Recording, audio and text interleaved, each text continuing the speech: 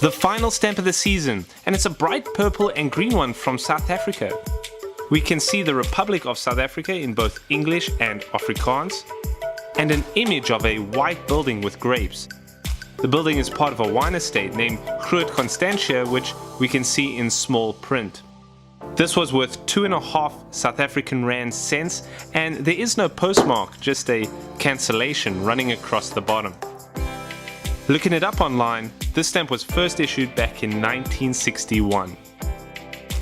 Now, this stamp was South Africa's first definitive issue as a republic, so it is of importance, but what excites me about the stamp is that it depicts a wine estate that is in Cape Town, and Cape Town has an interesting postal history.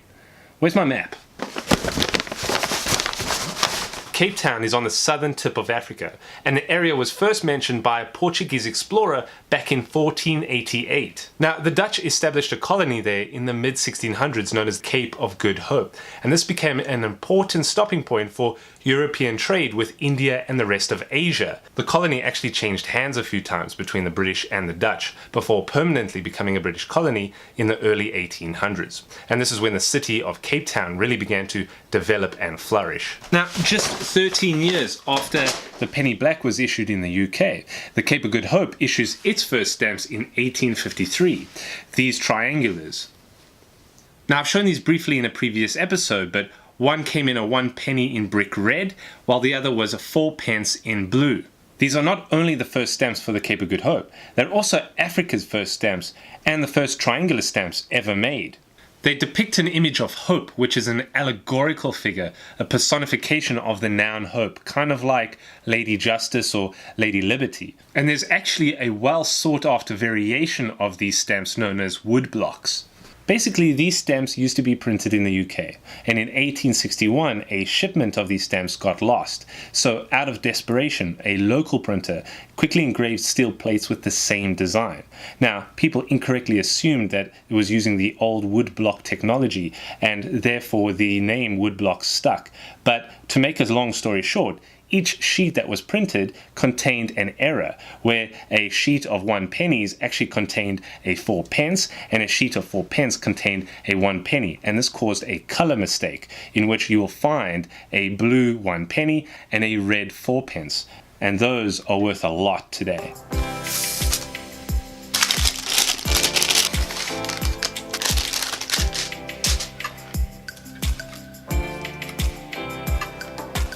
So going back to Lady Hope, she makes an appearance in a couple of stamps after the Cape Triangulars, namely this one, which was issued in 1864, and she's seated with a ram and vines. And then these that were issued in 1883, where Hope is standing. But then in 1900, this stamp gets issued. It's the first Cape of Good Hope stamp without Lady Hope, and it displays the famous Table Mountain, which is an instantly recognizable landmark, with the Lion's Head Mountain to the right, in which Cape Town would be nestled underneath with Table Bay. Then eventually the Union of South Africa formed in 1910 with the colony of the Cape of Good Hope, Transvaal, Natal, and the Orange River colony, and then an independent republic in 1961, which is when this stamp was issued. Now, it's a stamp of a vineyard in Cape Town, and South Africa is known for producing great wines. Here's a sheet that was issued by South Africa in 2017, celebrating the country's winemaking industry. I think they're either the 7th or 8th largest producer of wine in the world today. So why is this Cape Town vineyard on a stamp? Wait.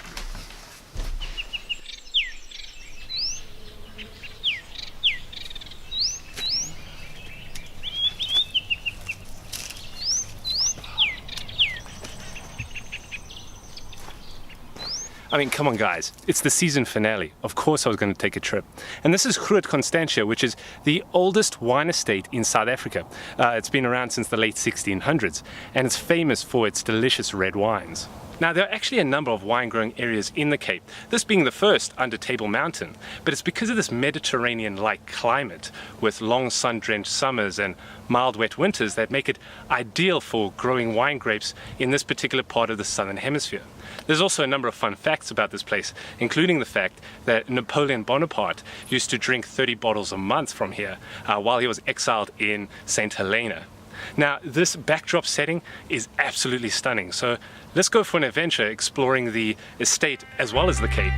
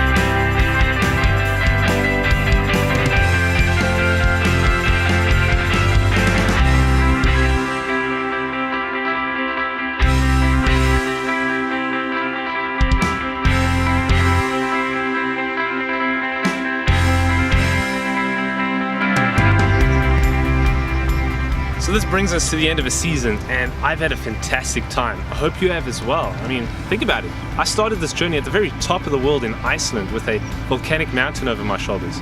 Now here I am at the bottom of the world in the southern tip of Africa with a very different mountain behind me. And in this journey from north to south, I've learned so much about the world and its people and culture. It's been brilliant. All because I've been inspired by simple little postage stamps. So thank you for going on these adventures and this journey with me. And I think it's now time for some rest and relaxation. This looks like a good place to start it, so see you next time.